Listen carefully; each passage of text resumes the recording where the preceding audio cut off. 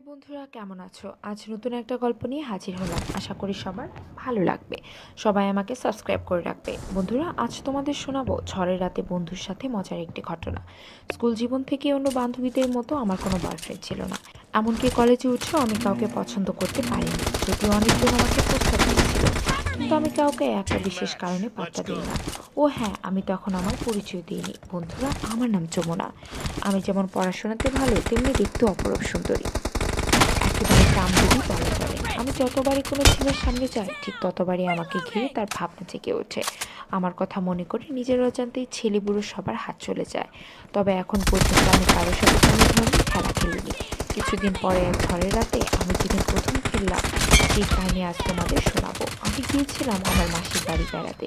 বিশেষ কারণে ফিরতে কিছুটা রাত হয়ে গেল। রাধাপুরে আসতেই আমি ঝড়ের কবলে পড়লাম। প্রচণ্ড বৃষ্টি ও বজ্রপাতের আওয়াজে কোনো শব্দই ঠিক করে শোনা যায় না। এদিকে দুর্যোগের কারণে সবগুলো বাড়ি উল্টো ছিটিয়েও চলে গেছে। এরকম আবহাওয়ায় মোমবাতি জ্বালিয়ে একা একা ভূতের মতো বসে থাকা ছাড়া উপায় থাকে না। কিন্তু এই দুর্যোগের মধ্যে অন্তত হঠাৎই একটা জিনিস শুনতে পেল। তখন বুঝতে পারলো কেউ ডোরবেলটা বাজাচ্ছে। অন্তত মনে মনে ডাবল ভাবলো, এই দুর্যোগের মধ্যে আবার কি এলো রে বাবা। এইসব কথা ভাবতে ভাবতে ও দরজার কাছে এসে পৌঁছালো। দরজা খুলতেই অন্ধকারের মধ্যে ঝাপসা একটি ছায়া দেখতে পেলে ও কিছুটা ভরকে গেল। তবে বুঝতে পারলো এটা কোনো মেয়ে মানুষ। অন্তত খানিকটা ঠোঁট ফেলে বলে উঠল, এত রাতে দুর্যোগের মধ্যে কি করছে?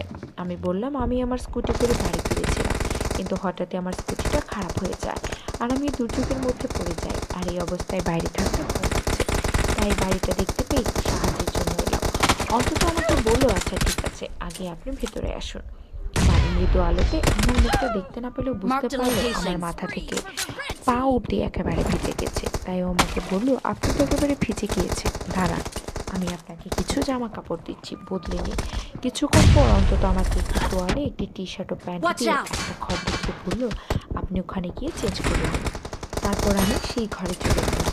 তার মিনিট দুয়েক পর আমি একটা চিৎকার করে উঠলাম। সঙ্গে সঙ্গে অন্তত ঘরের দরজা তাড়াতাড়ি মোমবাতি দিয়ে ঘরের ভিতরে ঢুকে পড়লো। অনন্তকে ঘরে ঢুকতে দেখে আমি ভয়ে ছুটে গিয়ে ভেজা গায়ে জড়িয়ে ধরলাম। এই প্রথমবার কোনো মেয়ের স্পর্শ পেয়ে অন্তরের ভেতরটা বেশ কয়েক ও আমাকে জিজ্ঞেস করলো, কি হয়েছে, এত ভয় পেলেন কিসে?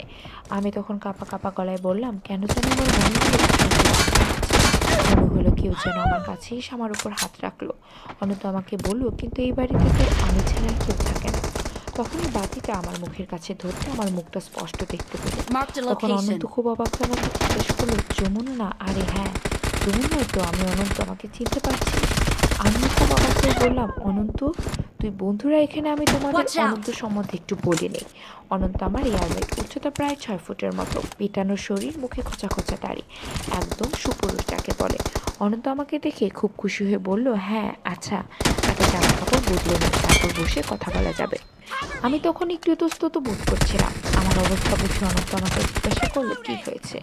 আমি তখন আমতা করে বললাম, আসলে আমি অন্ধকারকে খুব ভয় পাই, তুই থাক না এখানে।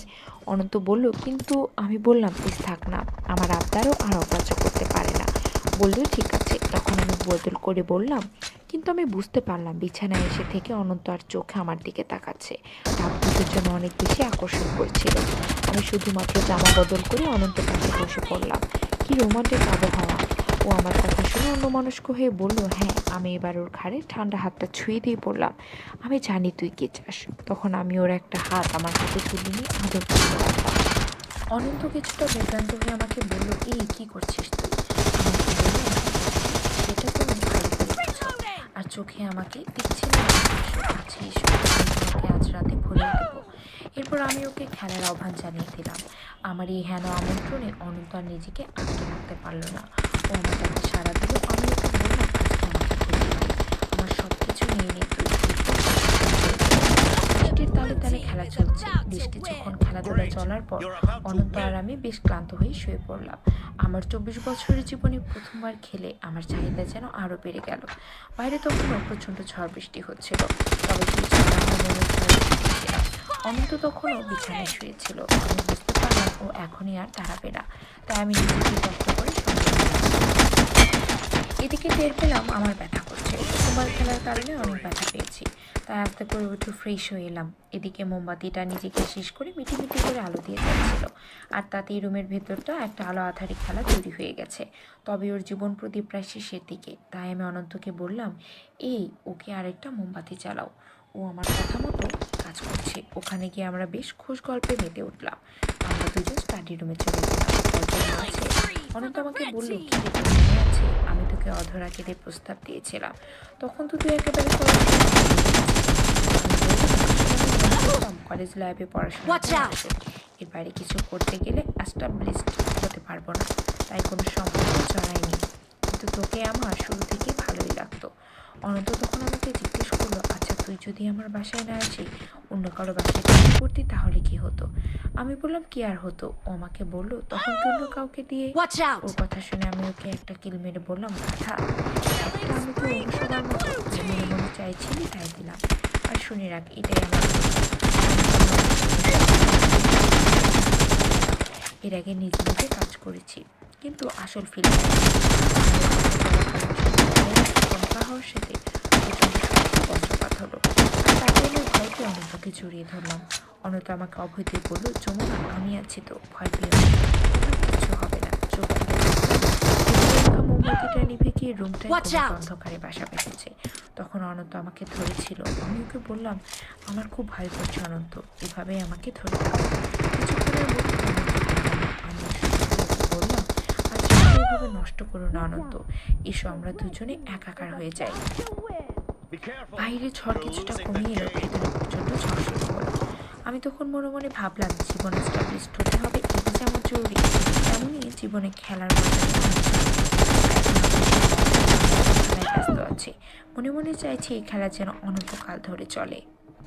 বন্ধুরা, কেমন লাগলো আজকের গল্পটা কমেন্টে জানাও। এরকম আরো নতুন নতুন ভিডিও পেতে